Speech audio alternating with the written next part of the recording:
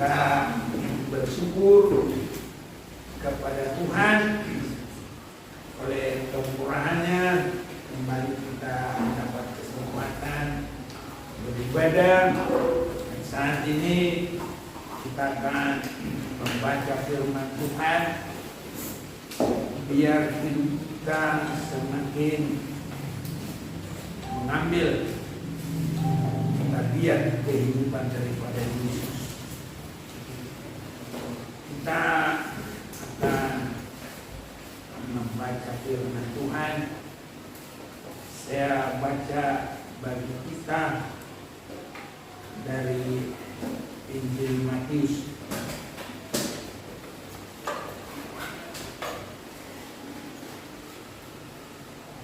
Injil Matius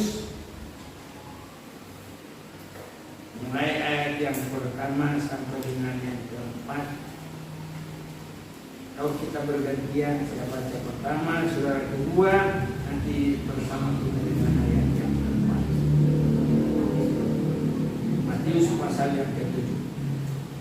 Hal menghakimi. Jangan kamu menghakimi supaya kamu tidak dihakimi. Karena dengan penghakiman yang kamu pakai untuk menghakimi, kamu akan dihakimi, dan ukuran yang kamu pakai untuk mengukur akan diukurkan kepadamu. Mengapakah engkau melihat selumbar di mata saudaramu, sedangkan balok di dalam matamu tidak engkau ketahui? Bagaimana engkau dapat berkata kepada saudaramu, biarlah aku mengeluarkan selumbar dari matamu, padahal ada balok di dalam matamu? Saudara-saudaraku yang terkasih, Tuhan Yesus semakin ingin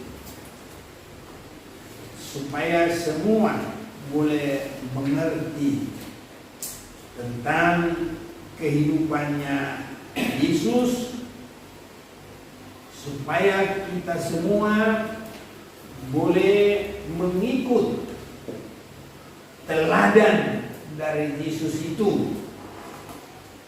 Karena kalau sekarang kita semakin mengambil teladan Yesus, itu nanti endingnya atau akhirnya atau sasarannya pada kedatangan Yesus Kristus, kita akan menjadi sama dengan Dia di dalam banyak hal.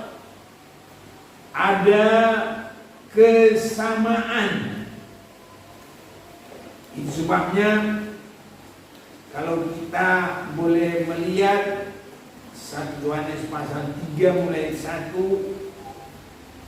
lihatlah betapa besarnya kasih yang dikaruniakan Bapa kepada kita, sehingga kita disebut anak-anak Allah.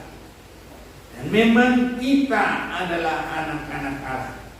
Karena itu dunia tidak mengenal kita, sebab dunia tidak mengenal Dia. Saudara-saudaraku yang terkasih, sekarang kita adalah anak-anak Allah, tetapi belum nyata apa keadaan kita kelak. Akan tetapi kita tahu bahwa apabila Kristus menyatakan dirinya, kita akan menjadi sama seperti Dia. Sebab kita akan melihat Dia dalam keadaannya yang sebenarnya. Jadi saudaraku, kalau sekarang kita semakin mendengar firman, untuk senantiasa berkembang, bertumbuh di dalam sifat-sifatnya Yesus, dalam tabiatnya, maka ending daripada pengiringan kita itu, kita disebut kita akan sama seperti Dia. dan kita melihat dia dalam keadaannya yang sebenarnya.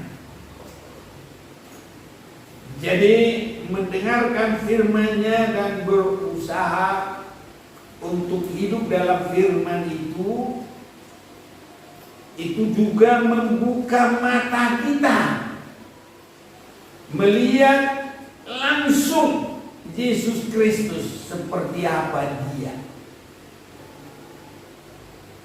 Pernah ibu saya ngomong ke saya, kalau kamu berdoa apa yang kamu bayangkan? Saya bilang, kalau sekarang kita mau bayangkan, walaupun itu yang difoto itu tidak ada artinya. Apakah begitu benar Yesus atau tidak, itu kan tidak ada jaminan. Tapi yang kita harus perhatikan di dalam kita berdoa adalah firman yang kita dengar. Dan untuk semakin supaya kita menjadi pelaku kebenaran firman. Karena dalam kita berdoa, kita tidak harus membayangkan rupanya Yesus. Tapi apa yang kita perhatikan? Yang kita perhatikan adalah sejauh mana kita sudah mendengar firman, sejauh mana kita sudah melakukan firman Tuhan.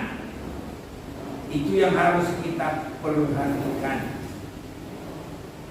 Sama dengan Yohanes 15 ayat 6. Barang siapa tidak tinggal di dalam aku, ia dibuang keluar seperti ranting dan menjadi kering, kemudian dikumpulkan orang dan dicampakkan ke dalam api lalu dibakar. Jikalau kamu tinggal di dalam aku dan firman-Ku tinggal di dalam kamu, mintalah apa saja yang kamu kehendaki dan kamu akan menerimanya. Jadi yang kita perhatikan adalah firman Tuhan. Semakin berkenan kepada Tuhan, maka itu kita sudah semakin tinggal di dalam Tuhan. Dan yang kita akan lakukan dalam berdoa bukan membayangkan foto. Ya, biasanya orang berkata Yesus berjubah panjang, berjubah putih, berambut panjang, karena dianggap tidak mencukur kepala karena dia adalah yang sudah dinazarkan.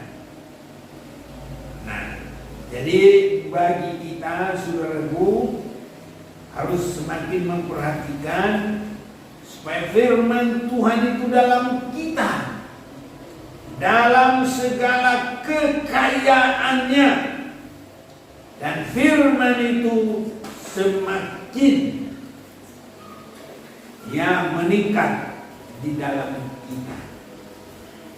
Inilah saudara-saudaraku cara kita berdoa, dan inilah juga yang Tuhan kehendaki di dalam kita, saudara-saudaraku.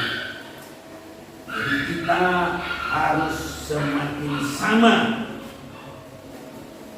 ya, sesuai dengan kebenaran firman Tuhan. Itu menjadikan kita nanti untuk segambar dengan Yesus. Dan semakin meneladani Yesus itu membuka mata kita melihat Yesus. Itu sebabnya murid-murid Tuhan, mereka selalu mempercakapkan apa yang dikatakan Yesus dan menjadikan hati mereka berkobar-kobar, dan itu menjadikan mereka bisa melihat Yesus Kristus. Dalam Lukas pasal 24 kita akan baca sebentar.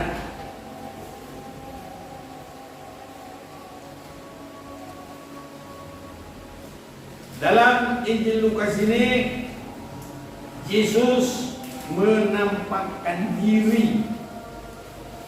Pasal 24 ayat 13, pada hari itu juga 2 orang dari murid-murid Yesus pergi ke sebuah kampung bernama Emmaus yang terletak kira-kira 7 mil jauhnya dari Yerusalem. Dan mereka bercakap-cakap tentang segala sesuatu yang telah terjadi. Terjadi, saudaraku, bagi kehidupan Yesus itu adalah firman. Ketika mereka sedang bercakap-cakap dan bertukar pikiran, datanglah Yesus sendiri mendekati mereka, lalu berjalan bersama-sama dengan mereka. Tapi ada sesuatu yang menghalangi mata mereka sehingga mereka tidak dapat mengenal Dia. Nah, jadi belum bisa melihat Yesus itu.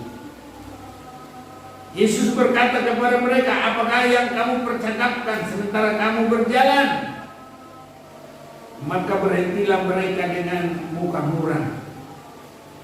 Seorang dari mereka namanya Kleopas menjawabnya, adakah engkau satu-satunya orang asing di Yerusalem yang tidak tahu apa yang terjadi di situ pada hari-hari belakangan ini? Katanya kepada mereka, apakah itu? Jawab mereka, apakah yang terjadi dengan Yesus orang Nazaret? Dia adalah seorang nabi yang berkuasa dalam pekerjaan dan perkataan di hadapan Allah dan di depan seluruh bangsa kami. Tapi imam-imam kepala dan pemimpin-pemimpin kami telah menyerahkan dia untuk dihukum mati, dan mereka telah menyalibkannya. Padahal kami dahulu mengharapkan bahwa dialah yang datang untuk membebaskan bangsa Israel.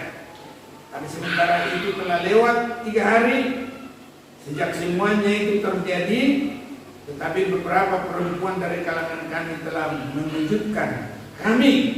Pagi-pagi buta mereka telah pergi ke kubur dan tidak menemukan mayatnya. Lalu mereka datang dengan berita bahwa telah kelihatan kepada mereka malaikat-malaikat yang mengatakan bahwa ia hidup. Dan beberapa teman kami telah pergi ke kubur itu dan mendapati bahwa memang benar yang dikatakan perempuan-perempuan itu, tapi dia tidak mereka lihat. Lalu ia berkata kepada mereka, hai kamu yang bodoh, betapa lambannya hatimu sehingga kamu tidak percaya segala sesuatu yang telah dikatakan para nabi. Bukankah Mesias harus menderita semuanya itu untuk masuk ke dalam kemuliaannya?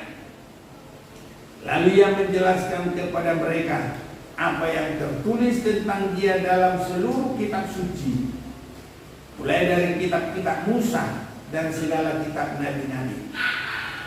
Mereka mendekati kampung yang mereka tuju. Lalu ia berbuat seolah-olah hendak meneruskan perjalanannya. Tapi mereka sangat mendesaknya. Katanya, tinggallah bersama-sama dengan kami sebab hari telah menjelang malam dan matahari hampir terbenam. Lalu masuklah ia untuk tinggal bersama-sama dengan mereka. Waktu ia duduk makan dengan mereka, ia mengambil roti, mengucap berkat, lalu memecah-mecahkannya dan memberikannya kepada mereka. Ketika itu terbukalah mata mereka dan mereka pun mengenal Dia, tapi Ia lenyap dari tengah-tengah mereka. Jadi apa yang kita perhatikan, semakin memperhatikan firman, bahkan kalau secara keseluruhan, dan dilanjutkan kita bersekutu dengan tubuh Yesus, roti hidup, firman, secara kehidupan Yesus, itu membuka mata melihat Yesus. Jadi nanti pada hari kedatangan Yesus yang kedua kali, kita bisa melihat Tuhan. Itu kalau sekarang kita semakin memperhatikan firman, sampai nanti firman yang menjadi kehidupan dimakan, firman yang dimakan, jadi dimengerti dan sampai dengan perbuatan. Inilah yang kita harus terus pergumulkan sepanjang hari umur kehidupan kita, dan itu menjadikan kita bisa melihat Tuhan. Dalam malam hari ini, dalam waktu ibadah kita ini, sifat Yesus yang dinyatakan kepada kita adalah kehidupan di dalam kasih yang besar. Ini saudara-saudaraku, firman yang kita baca dalam Matius pasal 7 ini adalah kasih Tuhan yang sangat besar. Apakah kasih Tuhan yang sangat besar itu?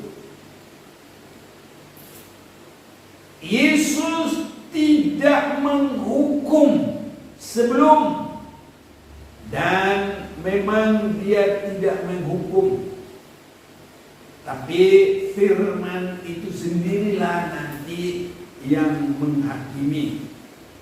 Di dalam kesempatan Yesus yang ada, Dia hanya menyatakan kasih yang besar, tidak menghakimi. Biasanya orang menghakimi kalau dia tahu satu kesalahan, baru dia menghakimi. Habis menghakimi, memvonis. Ya, ini saudaraku, menghukum. Itu sebabnya Yesus tidak menghakimi, Dia tidak memvonis, Dia tidak menghukum, tapi Dia menyatakan kasih yang besar. Jangan kamu menghakimi supaya kamu tidak dihakimi. Karena dengan penghakiman yang kamu pakai untuk menghakimi, kamu akan dihakimi. Dan ukuran yang kamu pakai untuk mengukur akan diukurkan kepadamu. Nah, jadi apakah Yesus membiarkan kesalahan? Apakah Yesus membiarkan dosa? Tidak. Tapi disinilah saudaraku, pandangan mata Yesus kepada orang berdosa dan pandangan cara dunia orang yang menghakimi. Di dalam Lukas pasal yang ke-15 kita boleh melihat dalam Lukas pasal yang ke-15 pandangan pikiran manusia terhadap dosa ataupun kekurangan seseorang. Mari saya baca mulai ayat 25. Tapi anaknya yang sulung berada di ladang, dan ketika ia pulang dan dekat dengan rumah, ia mendengar bunyi seruling dan nyanyian tari-tarian. Lalu ia memanggil salah seorang hamba dan bertanya kepadanya, apa arti semuanya ini? Jawab hamba itu, adikmu telah kembali dan ayahmu telah menyembelih anak lembu tambun, karena ia mendapatnya kembali dengan sehat. Maka marahlah anak sulung itu dan ia tidak mau masuk. Lalu ayahnya keluar dan berbicara dengan dia.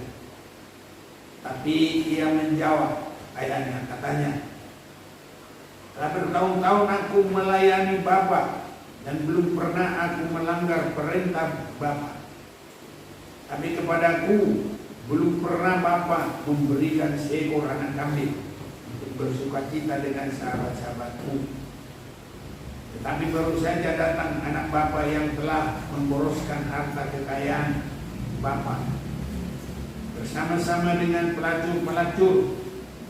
Maka Bapa menyembelih anak lembu tambun untuk dia.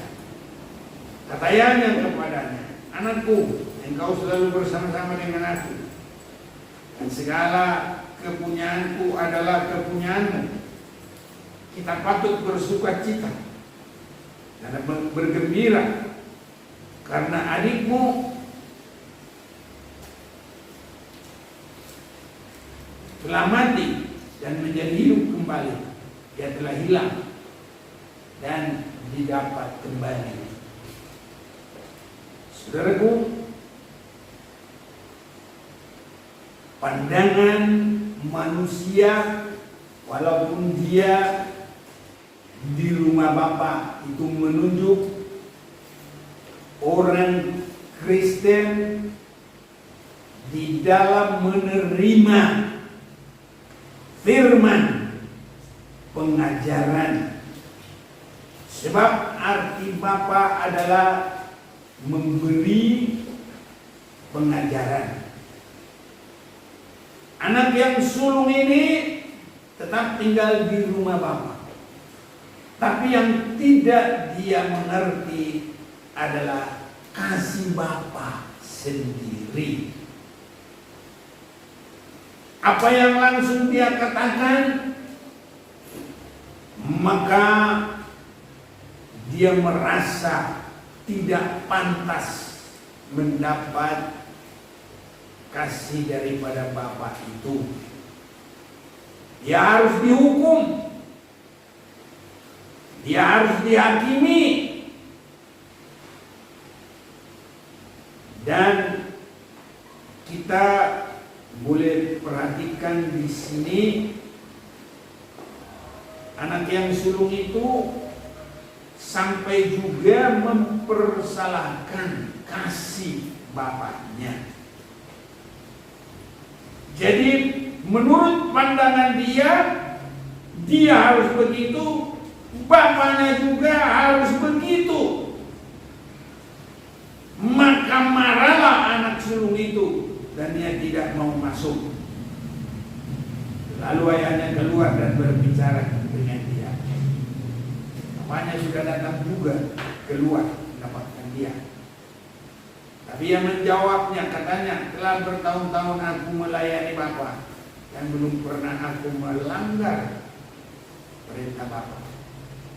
Tapi kepadaku belum pernah Bapa memberikan seekor anak kambing untuk bersukacita dengan sahabat-sahabatku. Saudara-saudaraku, kita harus bersyukur kepada Tuhan. Tidak perlu kita untuk membanggakan apa keadaan kita, apa yang kita buat melayani, dan kita tidak perlu menuntut apa yang engkau sudah berikan kepadaku. Kira-kira itulah perkataan ini. Hal-hal yang seperti itu adalah hal-hal yang tidak di dalam hal yang rohani. Kalau kita berbuat, tidak boleh dicanangkan, tidak boleh. Kalau kita sudah berbuat, ini sudah aku buat, ini sudah aku buat, hilang upahnya, saudaraku. Kalau kita bisa berbuat kepada Tuhan, berbuat kepada sesama manusia, bersyukurlah kepada Tuhan, kita dipakai Tuhan. Tapi kalau kita harus berkata, aku sudah lakukan ini, aku sudah lakukan ini, kamu ngasih apa ke saya? Saudara-saudaraku, terlalu banyak kita tidak mengerti, dan perkataan seperti ini itu menjadikan tidak mengerti kasih Bapa dan memisahkan dia dari persekutuan kasih dari Bapa. Itu sebabnya di dalam Matius pasal 7 ini, jangan dengan cara kita tidak menghakimi, ya, tapi menyerahkan kepada Tuhan, dan kita bersyukur, dan kita akan semakin harus memandang kasih daripada Bapa itu. Jelasnya itu adalah dalam kehidupan Yesus. Kasih Bapa itu jelasnya ada di dalam praktek kehidupan Yesus sendiri. Yesaya pasal 53 mulai ayat yang kedua. Sebagai taruh ia tumbuh di hadapan Tuhan. Jadi mau bertunas, dan sebagai tunas dari tanah kering yang tidak tampan, dan semaraknya pun tidak ada sehingga kita memandang dia, dan rupa pun tidak sehingga kita menginginkannya. Ia dihina dan dihindari orang, si orang yang penuh kesengsaraan dan yang biasa menderita kesakitan. Ia sangat dihina sehingga orang menutup mukanya terhadap dia, dan bagi kita pun dia tidak masuk hitungan. Tapi sesungguhnya penyakit kita lah yang ditanggungnya, dan kesengsaraan kita lah yang dipikulnya. Padahal kita mengira dia kena tulah, dipukul dan ditindas Allah. Tapi dia tertikam oleh karena pemberontakan kita. Dia direndahkan oleh karena kejahatan kita.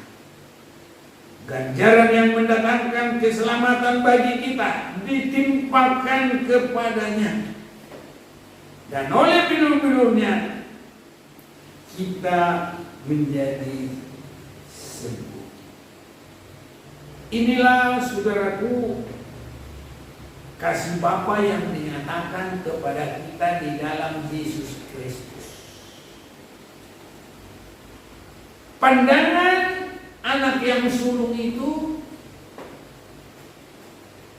bahwa kekurangan adiknya itu harus membuang dia selamanya, misalkan dia selamanya tidak pantas menerima kasih dari Bapa, itu menurut dia. Tapi Yesus sendiri rela, saudaraku, menerima semua, tidak ada menuduh, tapi dia terima untuk ditimpakan dalam dirinya. Ini saudara-saudaraku yang dikehendaki Bapa kepada kita. Itu yang disebutnya jangan kamu menghakimi supaya kamu tidak dihakimi.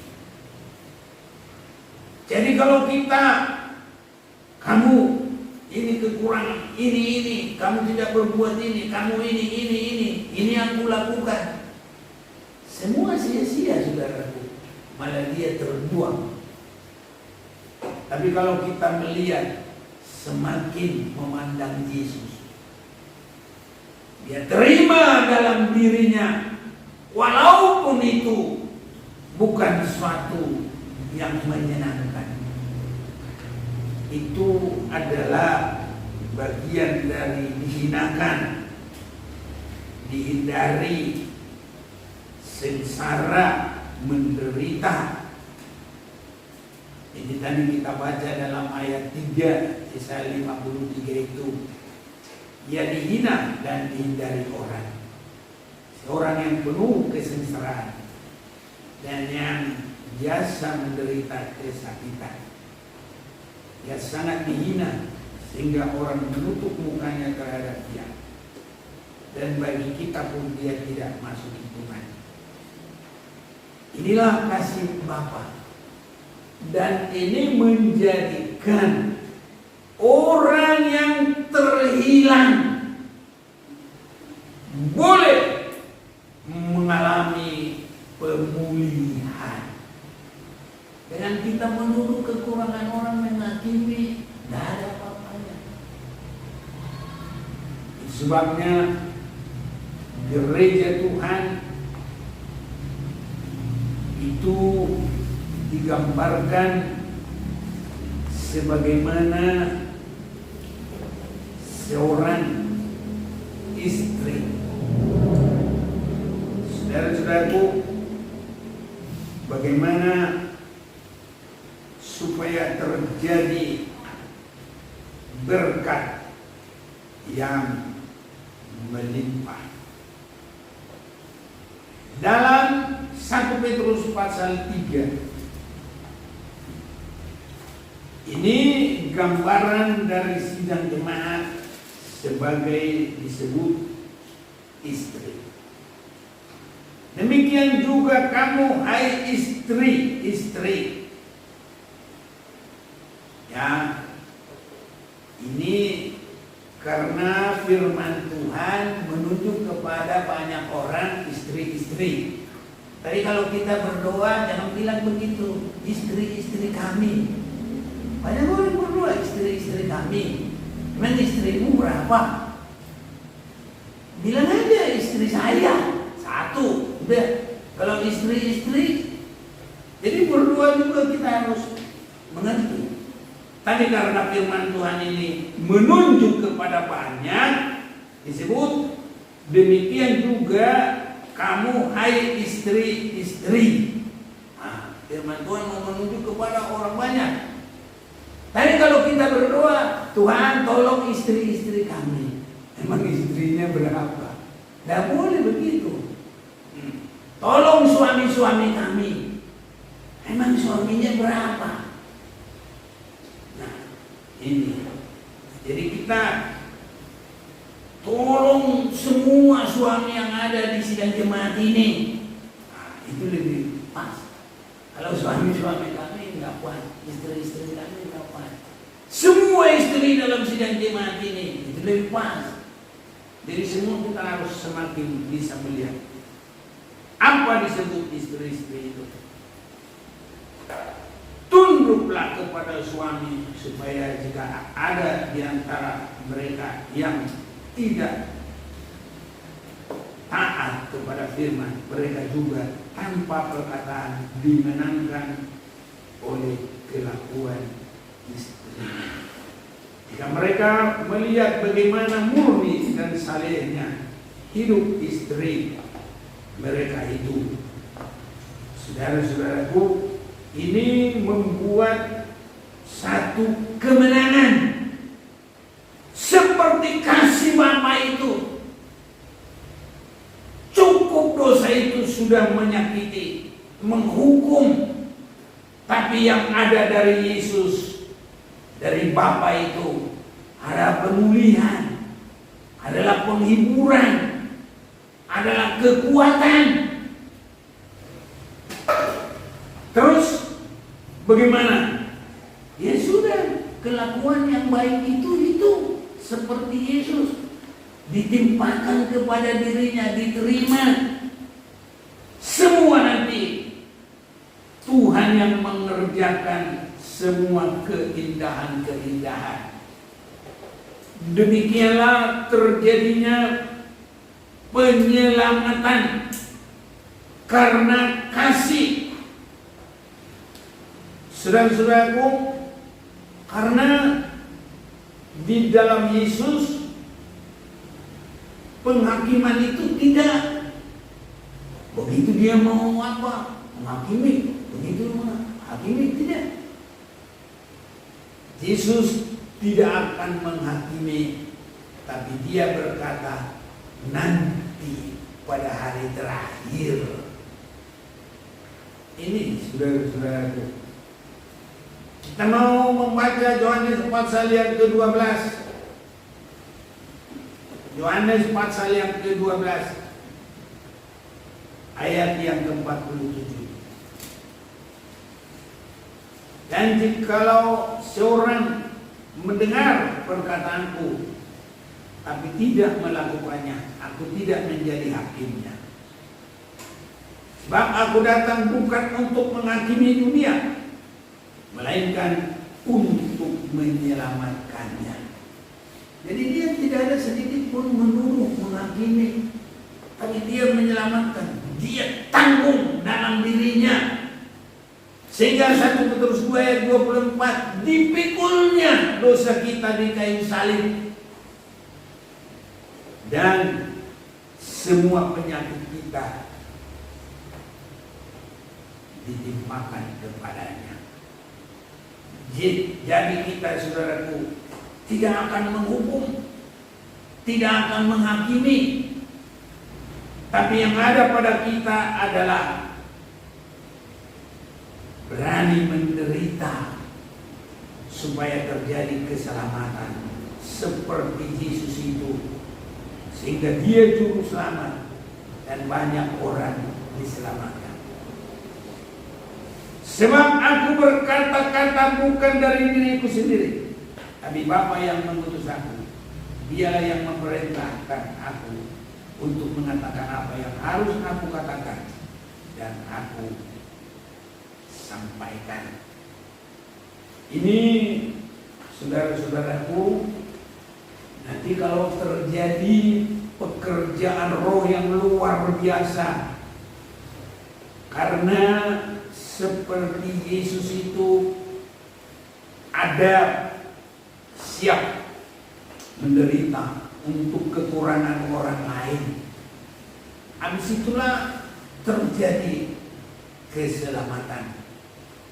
Kita sudah membaca juga di dalam Ibrani pasal yang ke-5 ayat yang ke-8. Dan sekalipun ia adalah anak, ia telah belajar menjadi taat dari apa yang telah dideritanya. Apa yang dimaksud dideritanya? Itu yang kita sudah baca tadi di dalam Yesaya 53. Dihina, dihinakan, menderita sengsara. Ini saudara. Ayat 9. Dan sesudah ia mencapai kesempurnaannya, ia menjadi pokok keselamatan yang abadi. bagi semua orang yang taat kepadanya. Jadi keselamatan itu terjadi, pemberkatan itu terjadi, itu tidak karena menuduh, tidak karena menghakimi. Itu sebabnya saudaraku mendengarkan firman Tuhan itu, ada orang yang bukan semakin masuk dalam tabiat Yesus. Ada orang Farisi ahli Taurat cari kekurangan, cari kesalahan. Nanti lama-lama bukannya dia sejahtera,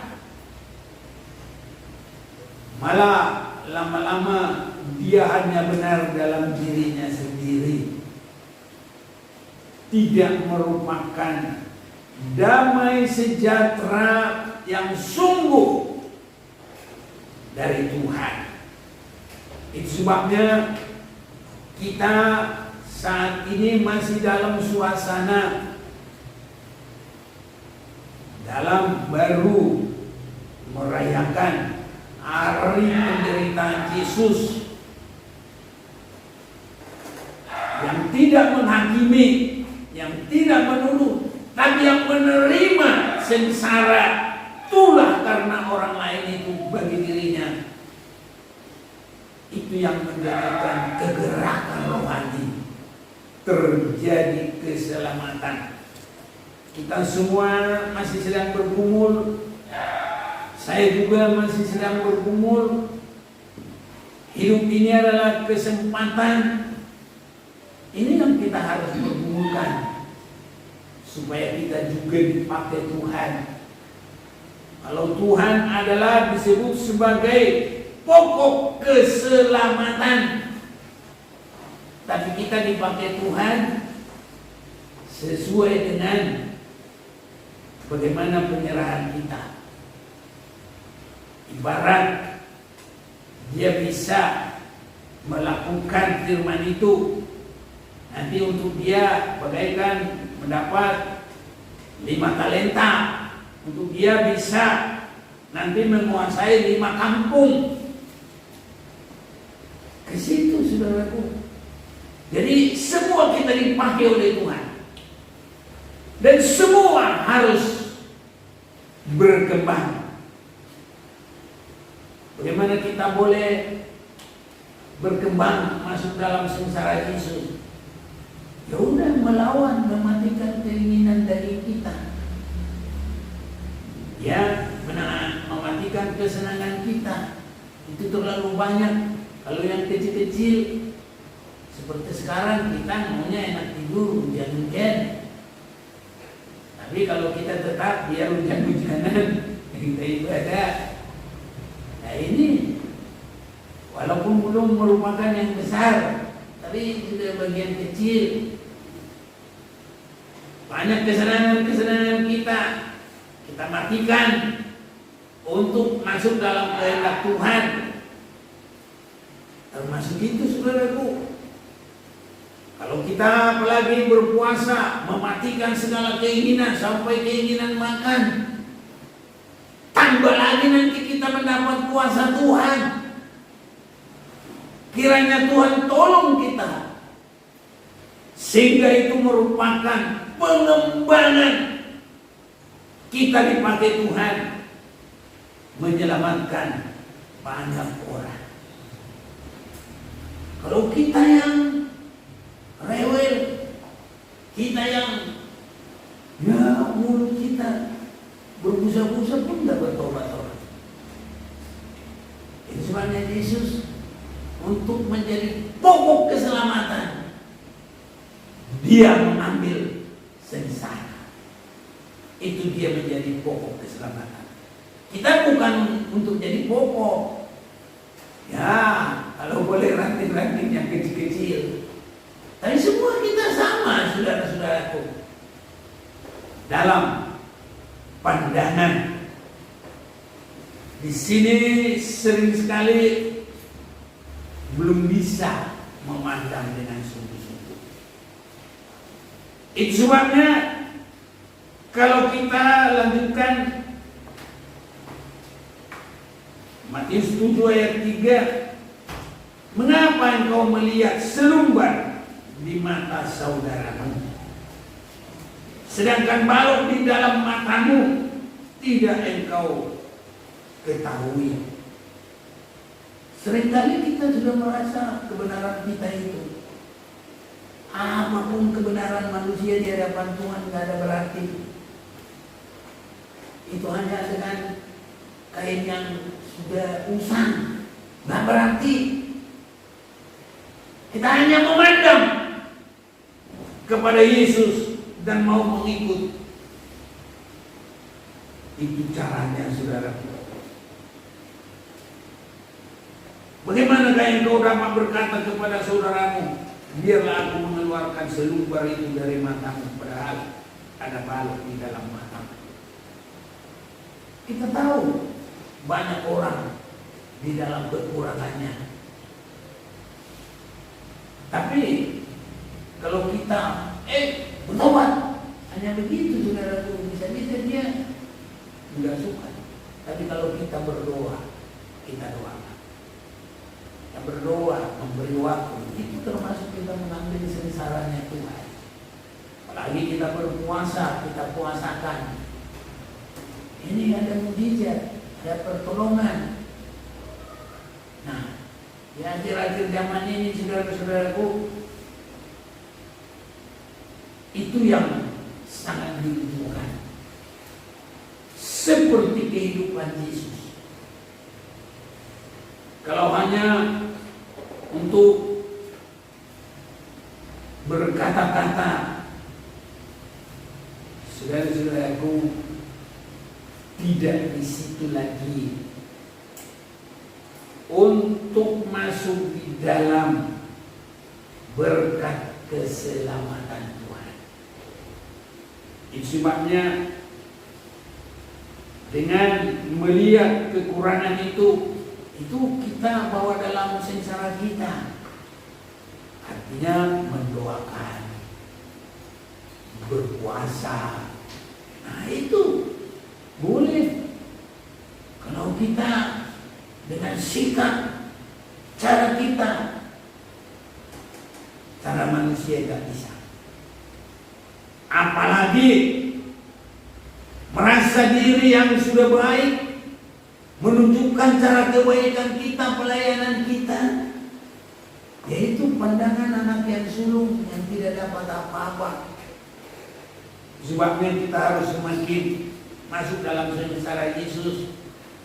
Dan dengan segala rendah hati, walaupun kita bisa melayani, melakukan segala sesuatu, kita hanya berkata, itu hanya kemurahan Tuhan. Ya, itu pun kami hanya melakukan apa yang dapat kami lakukan. Kalau Yesus melakukan luar biasa, melihat kesalahan orang, menanggung dalam dirinya. Ini sudah hal yang luar biasa, saudaraku. Kita akan berlomba ke sana. Ya, kita nggak boleh menagih orang. Kamu mana yang kamu lakukan? Mana yang kamu buat? Jangan begitu. Masing-masing kita. Ada waktunya, semuanya indah pada waktunya. Semua nanti kita ditolong oleh Tuhan. Semua kita berbuat yang berkenan kepada Tuhan. Dan kita bisa mendapat sambutan dari Tuhan. Masuklah ke dalam kerajaan yang sudah disediakan bagimu. Hai hamba yang baik, bukan hamba yang jahat, saudaraku. Bukan hamba yang tidak ada kasih. Bukan hamba yang menghakimi. Bukan hamba yang ingin menjatuhkan vonis. Tapi adalah hamba yang rela menderita, bahkan bukan yang harus dia tanggung. Itu sebabnya dalam Mazmur 37 itu permulaannya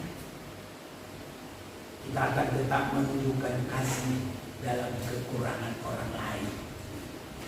Saudara-saudaraku, malam hari ini Biarlah Yesus yang kita sudah rayakan dalam Jumat Agung itu, Dia menjadi pokok keselamatan.